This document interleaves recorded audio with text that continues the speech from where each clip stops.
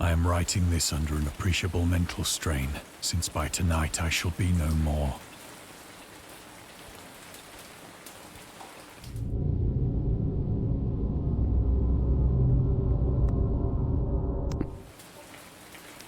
Penniless, and at the end of my supply of the drug which alone makes life endurable, I can bear the torture no longer, and shall cast myself from this garret window into the squalid street below. Do not think from my slavery to morphine that I am a weakling or a degenerate. When you have read these hastily scrawled pages, you may guess, though never fully realize, why it is that I must have forgetfulness or death.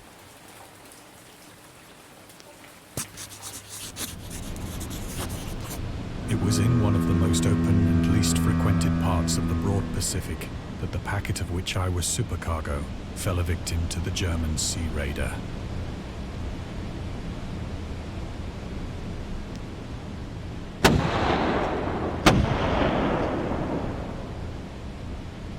The Great War was then at its very beginning, and the ocean forces of the Hun had not completely sunk to their later degradation, so that our vessel was made a legitimate prize, whilst we of her crew were treated with all the fairness and consideration due us as naval prisoners.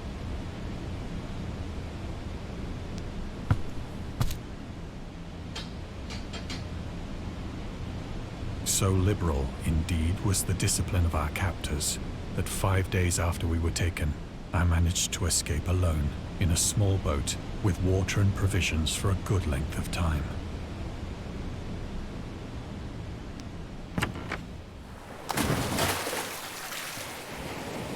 When I finally found myself adrift and free, I had but little idea of my surroundings. Never a competent navigator, I could only guess vaguely by the sun and stars that I was somewhat south of the equator. Of the longitude, I knew nothing, and no island or coastline was in sight.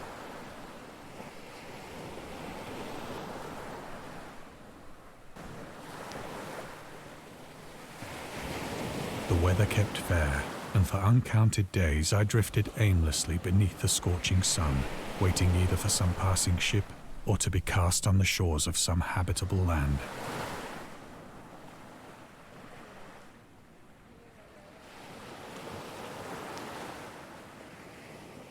But neither ship nor land appeared, and I began to despair in my solitude upon the heaving vastness of unbroken blue.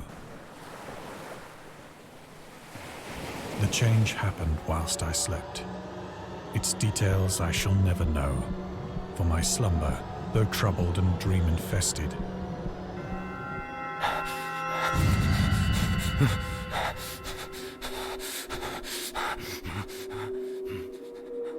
when at last I awoke, it was to discover myself half sucked into a slimy expanse of hellish black mire, which extended about me in monotonous undulations as far as I could see, and in which my boat lay grounded some distance away.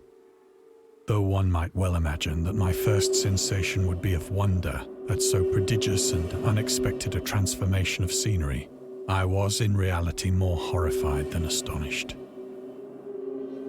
For there was in the air and in the rotting soil a sinister quality which chilled me to the very core. The region was putrid with the carcasses of decaying fish and of other less describable things which I saw protruding from the nasty mud of the unending plain. Perhaps I should not hope to convey in mere words the unutterable hideousness that can dwell in absolute silence and barren immensity. There was nothing within hearing and nothing in sight save a vast reach of black slime. Yet the very completeness of the stillness and the homogeneity of the landscape oppressed me with a nauseating fear.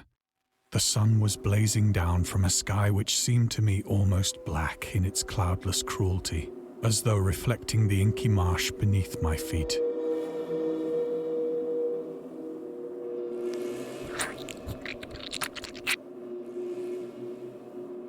As I crawled into the stranded boat, I realized that only one theory could explain my position. Through some unprecedented volcanic upheaval, a portion of the ocean floor must have been thrown to the surface, exposing regions for which innumerable millions of years had lain hidden under unfathomable watery depths. So great was the extent of the new land which had risen beneath me that I could not detect the faintest noise of the surging ocean, straining my ears as I might, nor were there any seafowl to prey upon the dead things. For several hours I sat thinking or brooding in the boat, which lay upon its side and afforded a slight shade as the sun moved across the heavens. As the day progressed, the ground lost some of its stickiness and seemed likely to dry sufficiently for traveling purposes in a short time. That night I slept but little, and the next day I made for myself a pack containing food and water, preparatory to an overland journey in search of the vanished sea and possible rescue. On the third morning, I found the soil dry enough to walk upon with ease. The odor of the fish was maddening, but I was too much concerned with graver things to mind so slight an evil, and set out boldly for an unknown goal.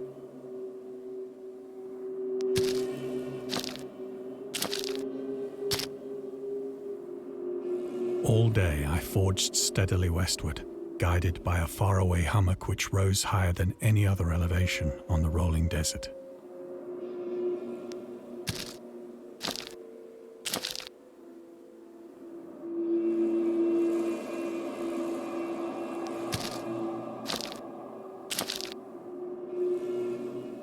That night I encamped, and on the following day still travelled toward the hummock, though that object seemed scarcely nearer than when I had first espied it.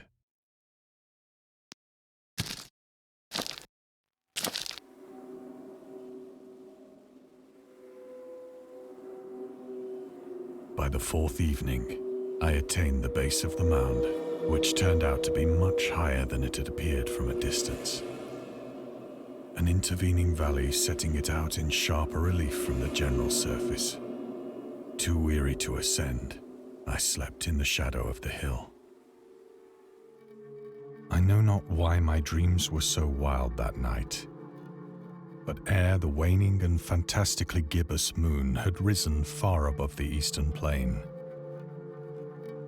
I was awake in a cold perspiration, determined to sleep no more.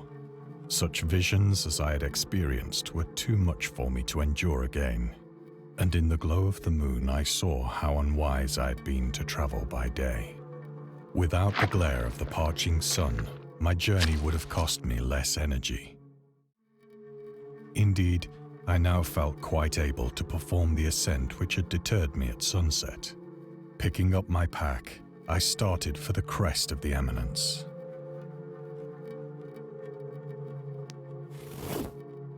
I have said that the unbroken monotony of the rolling plain was a source of vague horror to me, but I think my horror was greater when I gained the summit of the mound and looked down the other side into an immeasurable pit or canyon, whose black recesses the moon had not yet soared high enough to illumine. I felt myself on the edge of the world, peering over the rim into a fathomless chaos of eternal night. Through my terror ran curious reminiscences of Paradise Lost and of Satan's hideous climb through the unfashioned realms of darkness. As the moon climbed higher in the sky, I began to see that the slopes of the valley were not quite so perpendicular as I had imagined. Ledges and outcroppings of rock afforded fairly easy footholds for a descent, whilst after a drop of only a few hundred feet, the declivity became very gradual.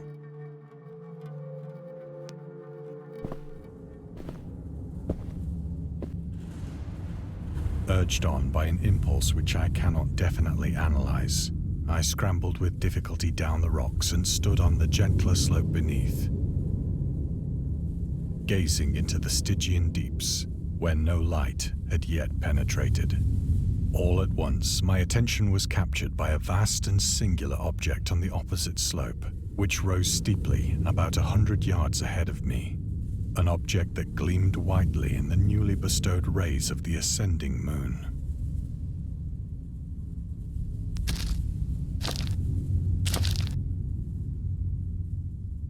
That it was merely a gigantic piece of stone, I soon assured myself, but I was conscious of a distinct impression that its contour and position were not altogether the work of nature.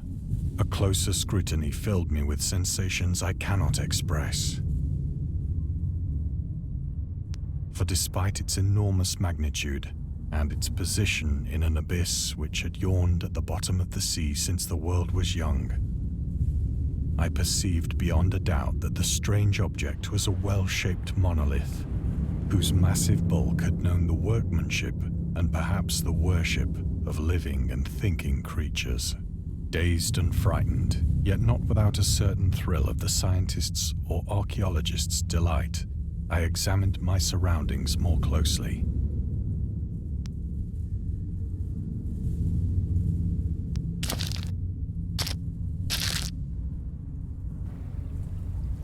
The moon, now near the zenith, shone weirdly and vividly above the towering steeps that hemmed in the chasm, and revealed the fact that a far-flung body of water flowed at the bottom, winding out of sight in both directions and almost lapping my feet as I stood on the slope. Across the chasm, the wavelets washed the base of the cyclopean monolith, on whose surface I could now trace both inscriptions and crude sculptures. The writing was in a system of hieroglyphics unknown to me and unlike anything I'd ever seen in books, consisting for the most part of conventionalized aquatic symbols such as fishes, eels, octopi, crustaceans, mollusks, whales, and the like. Several characters obviously represented marine things which are unknown to the modern world, but whose decomposing forms I had observed on the ocean-risen plain. It was the pictorial carving, however, that did most to hold me spellbound.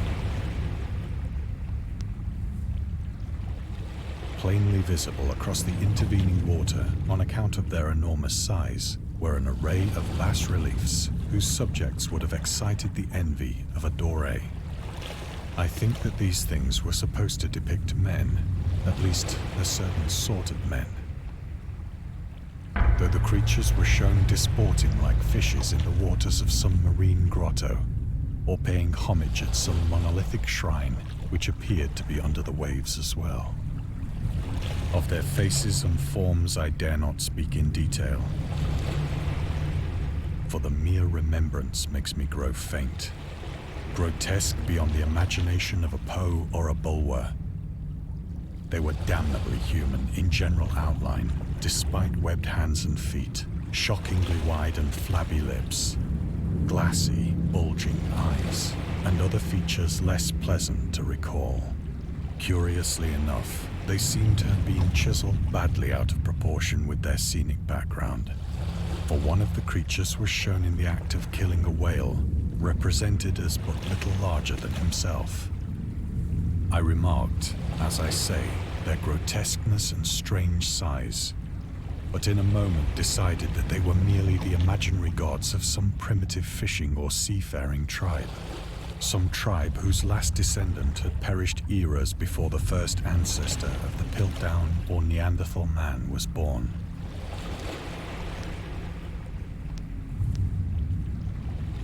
Awestruck at this unexpected glimpse into a past beyond the conception of the most daring anthropologist, I stood musing whilst the moon cast queer reflections on the silent channel before me. Then, suddenly, I saw it. With only a slight churning to mark its rise to the surface, the thing slid into view above the dark water. Confused and loathsome, it darted like a stupendous monster of nightmares to the monolith, about which it flung its gigantic scaly arms, while it bowed its hideous head and gave vent to certain measured sounds. I think I went mad then. Of my frantic ascent of the slope and cliff, and of my delirious journey back to the stranded boat, I remember little.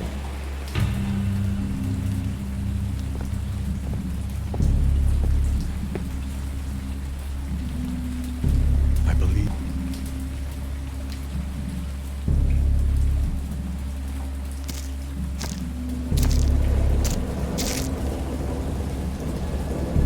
I have indistinct recollections of a great storm sometime after I reached the boat.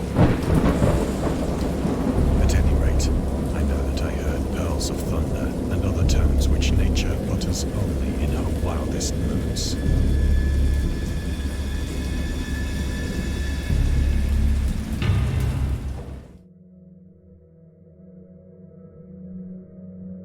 When I came out of the shadows, I was in a San Francisco hospital, brought thither by the captain of the American ship which had picked up my boat in mid-ocean.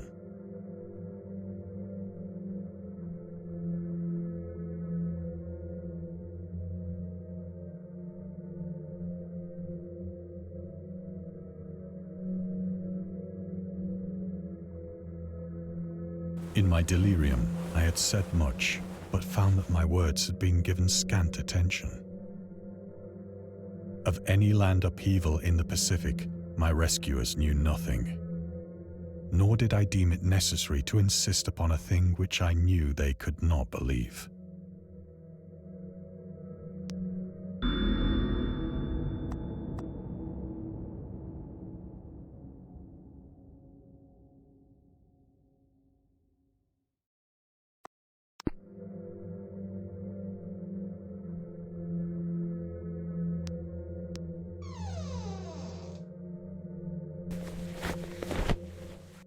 Once I sought out a celebrated ethnologist and amused him with peculiar questions regarding the ancient Philistine legend of Dagon, the fish god.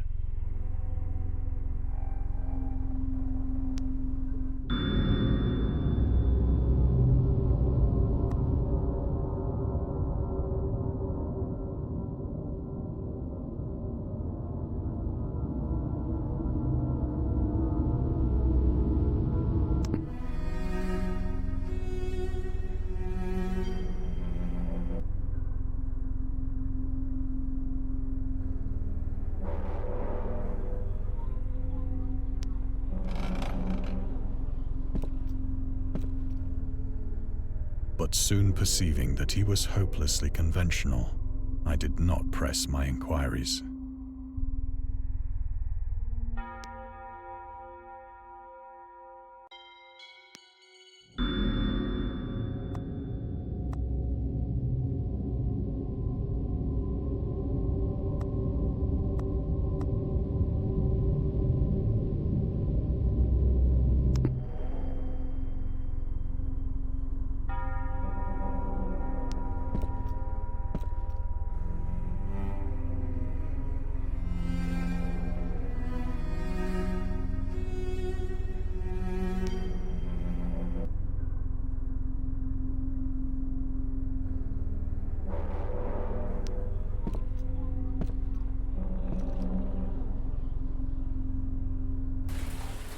It is at night, especially when the moon is gibbous and waning, that I see the thing. I tried morphine, but the drug has given only transient surcease and has drawn me into its clutches as a hopeless slave. So now I am to end it all, having written a full account for the information or the contemptuous amusement of my fellow men.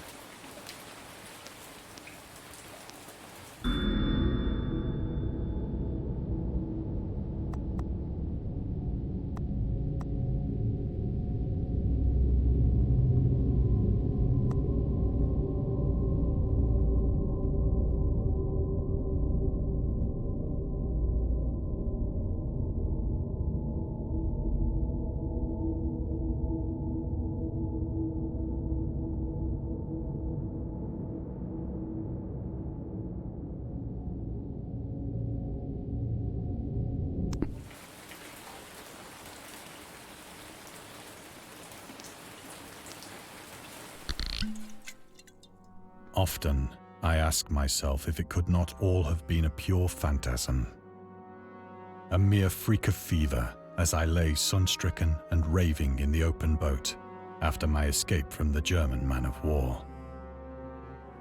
This I ask myself, but ever does there come before me a hideously vivid vision in reply.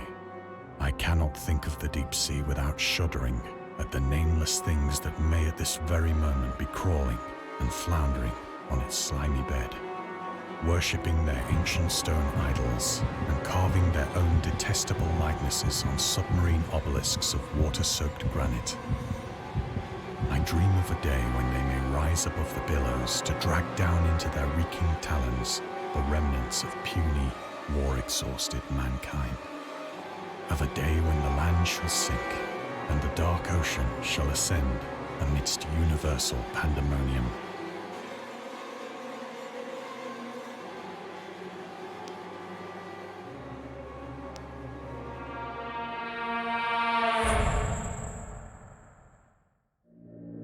The end is near.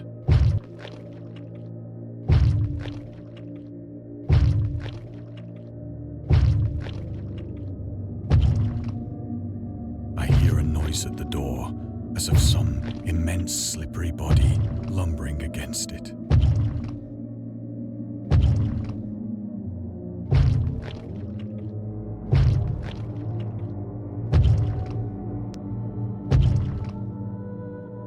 It shall not find me.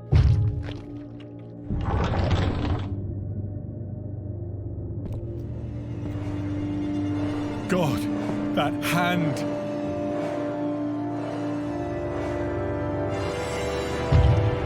The window! The window!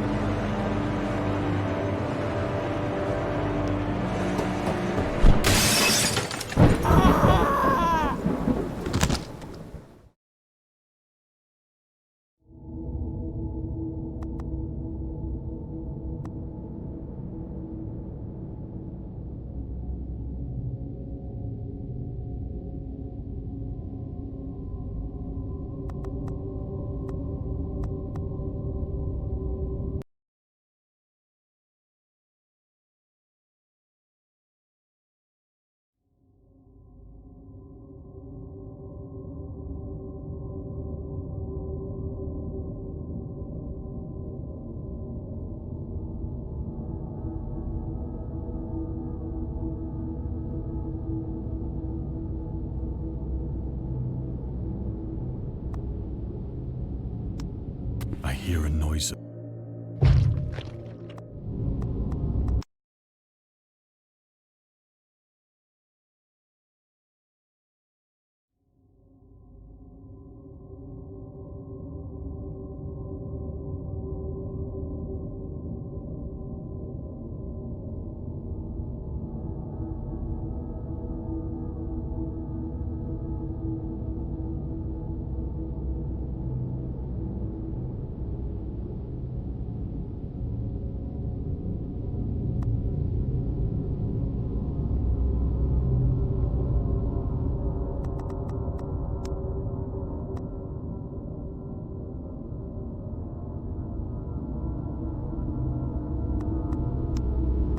I am writing this under an appreciable mental strain, since by tonight I shall be no more.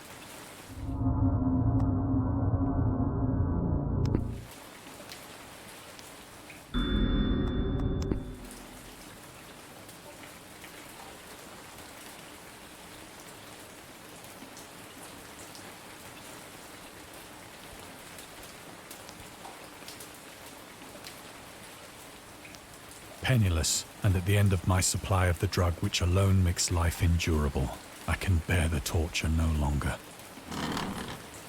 Do not think from my slavery when you have...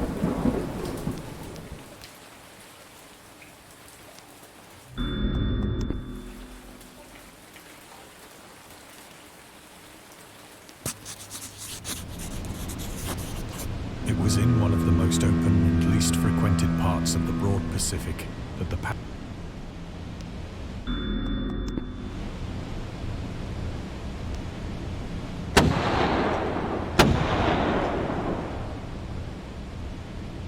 great.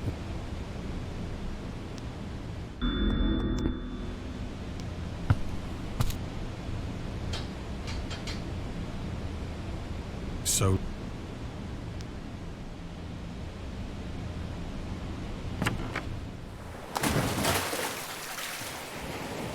when I finally found myself adrift and free, I had but little idea of my surroundings. Never a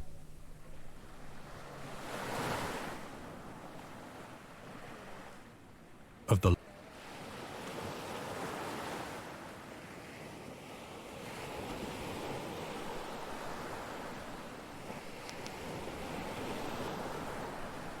weather kept fair, and for uncounted days I drifted.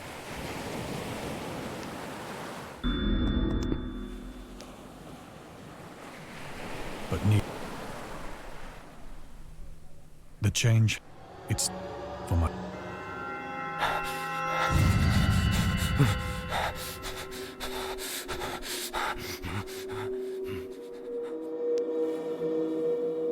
When at last, and in though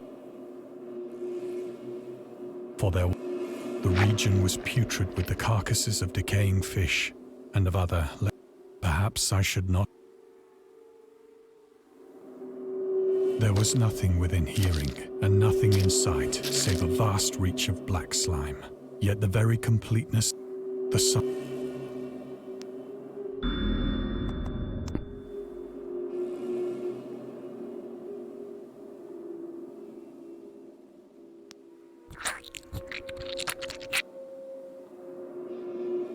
As I crawled into the strand through so nor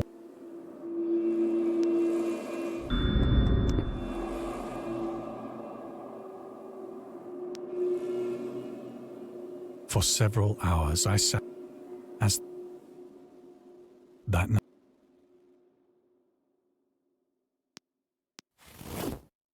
On the third morning, I found the soil dry enough to walk upon with ease.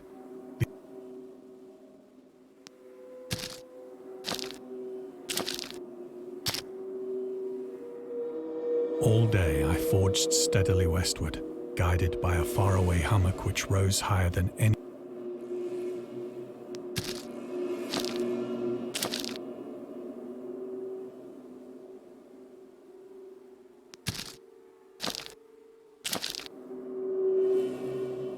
That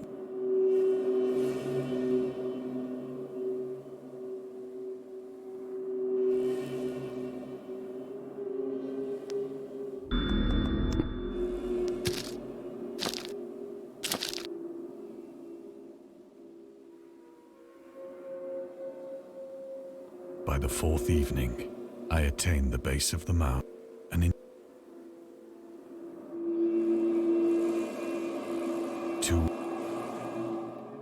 I know not, but I was awake, without the glare of the parching sun, my journey would have cost me less energy. Indeed, picking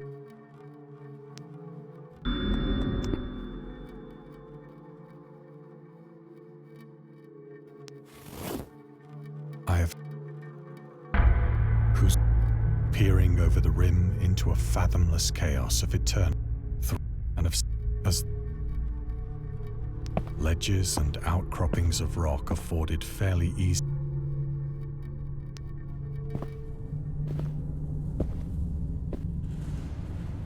urged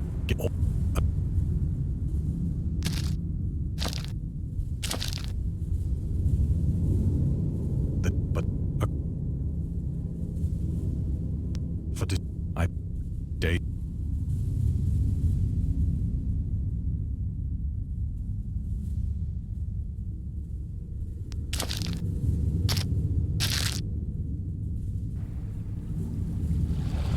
on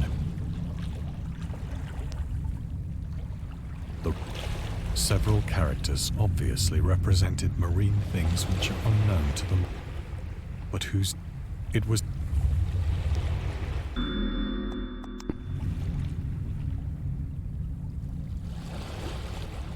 plainly visible across the intervening water on account of their enormous size. Though the creatures were shown disporting like fishes or pigs of their for the grotesque beyond the imagination of a Poe or a Bulwer. For one of the creatures was shown in the act of killing a whale, represented, I remarked, but it some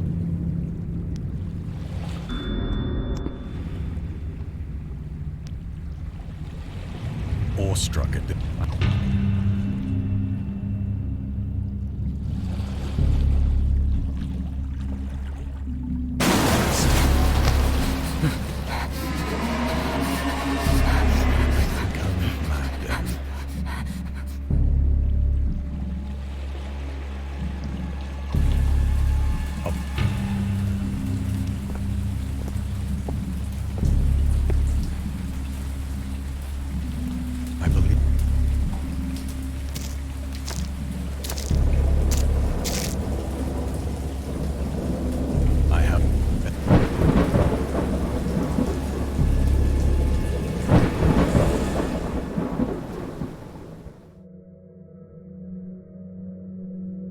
In my delirium, I had said much, but found that my words had been given of no.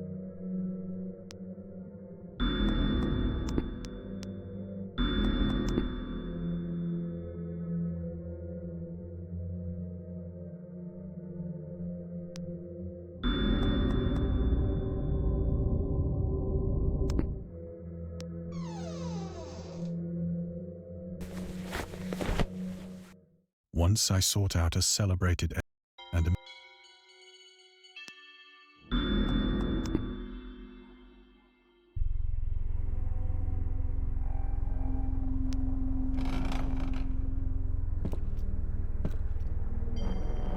but soon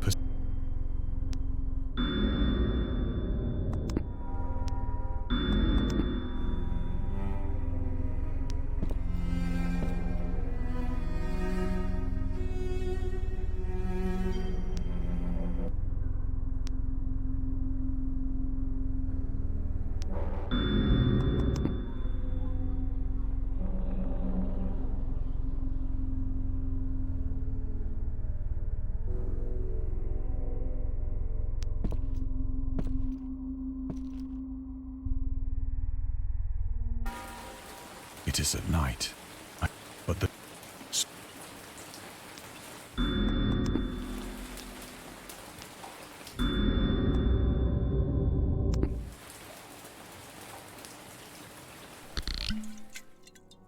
often I ask myself if it could not all have been a pure phantasm. I cannot think of the deep sea without shuddering at the name